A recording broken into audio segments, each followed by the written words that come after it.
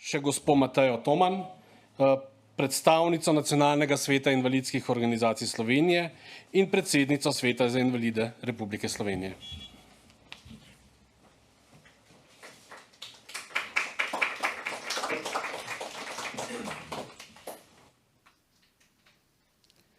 Spoštovani predstavniki ministrstev, soorganizatorji, vsi udeleženci, prisotni tako tukaj v živo, kot tisti nadaljavo, lepo pozdravljeni. Veseli me, da vas lahko v imenu Nacionalnega sveta invalidskih organizacij Slovenije že drugič pozdravim na konferenci Digin. Lanskoletne vsebine so potrdile pomen tovrstnih srečanj, zato verjamem, da bo konferenca postala vsakoleten tradicionalni dogodek. Informacijsko-komunikacijska tehnologija in svetovni splet sta danes neločljiv del našega vsakdana, ne le v delovnem okolju in na področju izobraževanja, ampak vedno bolj tudi na področju zasebnega življenja. Digitalni svet prinaša številne priložnosti, vendar se moramo poleg prednosti, ki jih ima, zavedati tudi ovir, s katerimi se pri uporabi sodobnih informacijsko-komunikacijskih tehnologij soočajo številni uporabniki.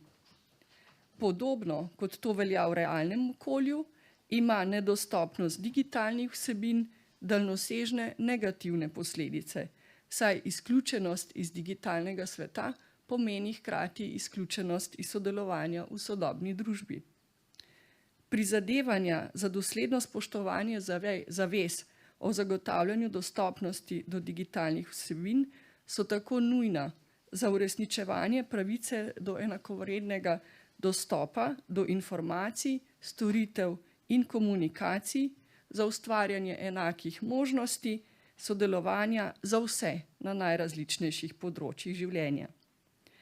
Pri ponudnikih digitalnih vsebin, aplikacij in informacijsko-komunikacijskih tehnologij je morda še premalo zavedanja, da pri zagotavljanju dostopnosti njihovih proizvodov in storitev ne gre le za izpolnjevanje zakonskih zavez, ampak za to, da se digitalne vsebine odprejo širši publiki, kar vključuje ne samo senzorno ovirane osebe, ampak tudi druge uporabnike, ki imajo specifične potrebe, na primer tudi starejše osebe ali tiste z začasnimi poškodbami.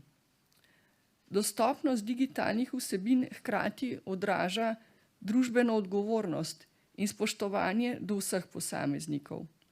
Organizacije, ki zagotavljajo dostopne digitalne vsebine, izkazujejo etični pristop in spoštovanje človekovih pravic.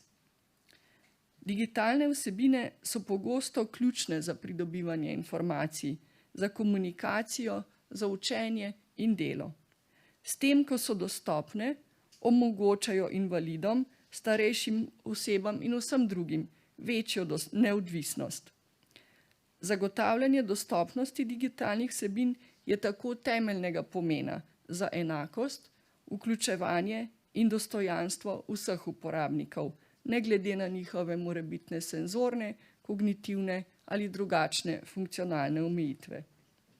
Zato hvala vsem, ki se trudite zgraditi vključujoč digitalni in fizični svet in s tem prispevate k enakopravnemu sodelovanju v informacijski družbi za vse. Želim vam uspešno konferenco in verjamem, da bo vir novih znanj in inovativnih idej. Hvala.